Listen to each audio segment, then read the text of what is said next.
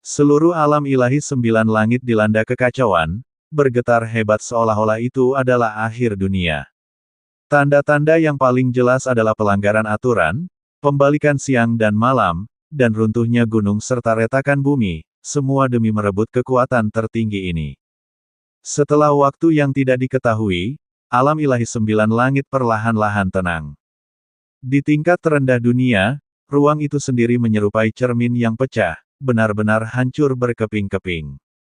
Hanya seberkas cahaya dan sosok yang melayang yang tersisa, dengan pedang-pedang yang tak terhitung jumlahnya melayang di belakang mereka. Melihat keluar, itu adalah lautan pedang yang tak berujung, menutupi langit dan matahari, luas dan tak terbatas. Mereka semua berkumpul, menggunakan Huaken sebagai pedang mereka, aura pedang mereka yang angkuh mengawasi segalanya. Pedang ini, apakah kau dewa atau bukan? Aku akan membunuhmu, aku pasti akan membunuhmu. Huaken perlahan mengangkat lengannya, dan semua pedang panjang dengan cepat berkumpul di antara kedua jarinya. Pedang-pedang yang tak terhitung jumlahnya bergabung menjadi satu serangan, menahan daya hisap yang kuat. Huaken harus bertindak, karena ia semakin mendekat ke pancaran cahaya itu. Setelah tersedot, konsekuensinya akan tak terbayangkan.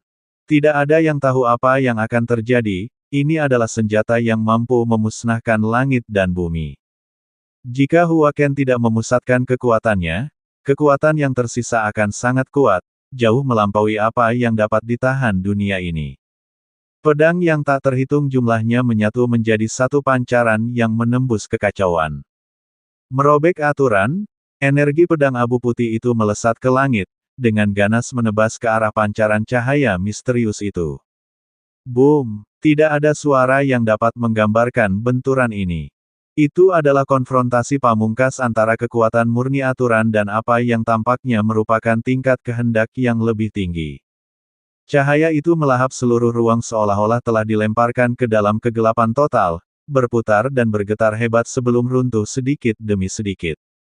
Tingkat terendah dari alam ilahi sembilan langit awalnya terdiri dari kekacauan gelap dan aturan yang tidak pasti, seolah-olah telah dilemparkan ke dalam tungku kiamat. Aturan-aturan itu benar-benar runtuh, dan konsep waktu dan ruang kehilangan maknanya di sini. Hanya aturan murni yang tersisa, mengamuk dan memusnahkan segalanya. Sosok Huaken menjadi pusat badai penghancur ini.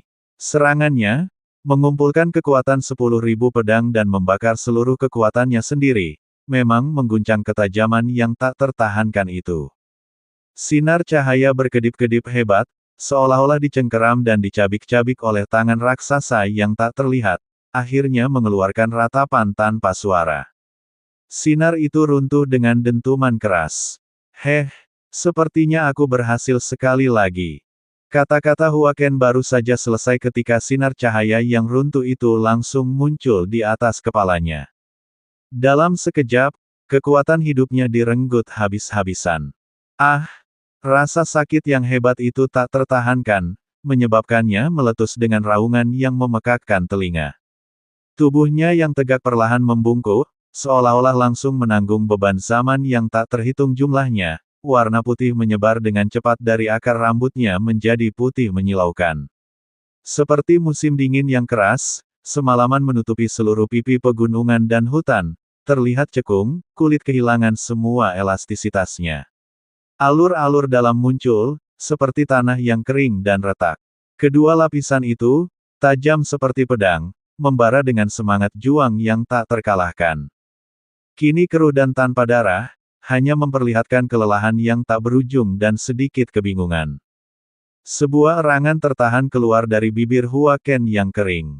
Inilah harga yang harus ia bayar karena tetap tinggal.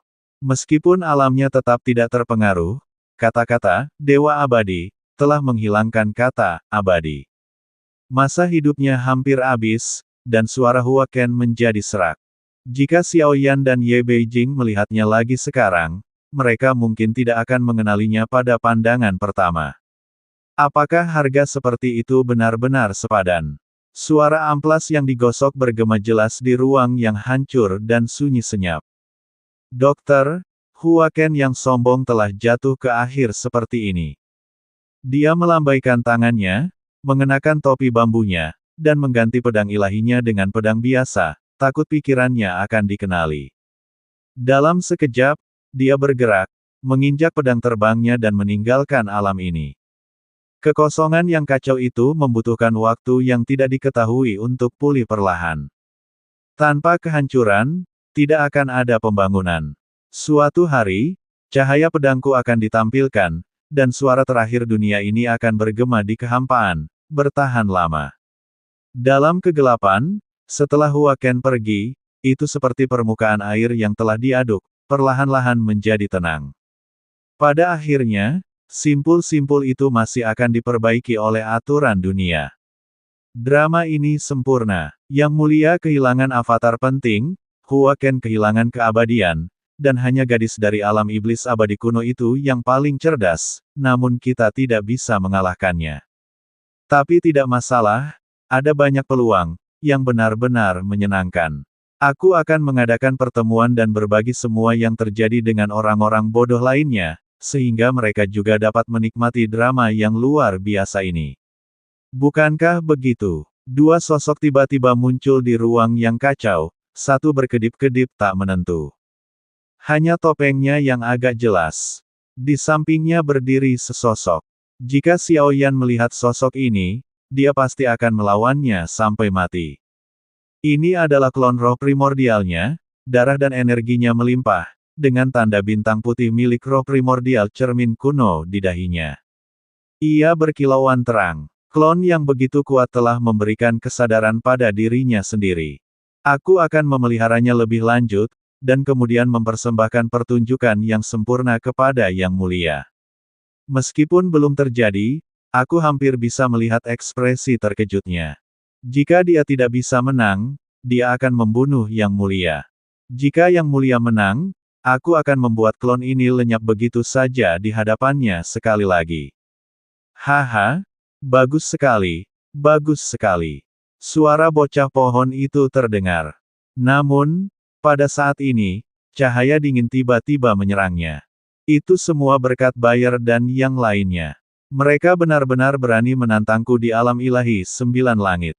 Teriakan memekakkan telinga datang dari cakrawala. Cahaya dingin menembus bocah pohon itu tanpa menyebabkan kerusakan apapun. Ternyata Yang Mulia Langit 9 yang telah tiba. Yang Mulia Surgawi, apa ini? Sebuah suara aneh dan menyeramkan bergema, kau ingin membunuhku. Kau tidak akan berhasil. Sepertinya suara itu menuntut.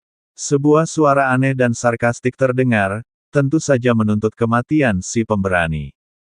Wujud aslinya muncul, bertarung dengan wujud aslinya, suaranya tua dan serak, kehilangan sebagian keagungannya yang dulu, namun masih mempertahankan aura dominan seorang Yang Mulia Surgawi. Yang Mulia Surgawi, kau tahu siapa aku? Jika kau ingin membunuhku, caranya sederhana, arahkan pedangmu ke jantungmu sendiri dan tusuk. Kemudian gunakan energi pedangmu yang menggelikan itu untuk membakar diri, dan aku akan lenyap menjadi ketiadaan, menghilang dari dunia ini selamanya. Yang Mulia Surgawi, ada apa dengan ekspresimu itu? Apa kau tidak percaya padaku? Suara anak pohon bergema, matanya dipenuhi kebingungan dan keraguan saat dia menatap Hua Ken yang sudah tua.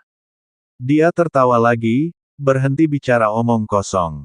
Ganggu jantung pedangku. Apa urusanku denganmu? Ingat atau tidak ingat? Hua Ken mengibaskan lengan bajunya, suaranya yang dalam terdengar. Baiklah, baiklah. Kalau begitu dengarkan aku memanggilmu. Anak pohon itu menjadi semakin bersemangat, hanya melihat teriakan yang berasal dari balik topeng, suaranya identik dengan suara Hua Ken.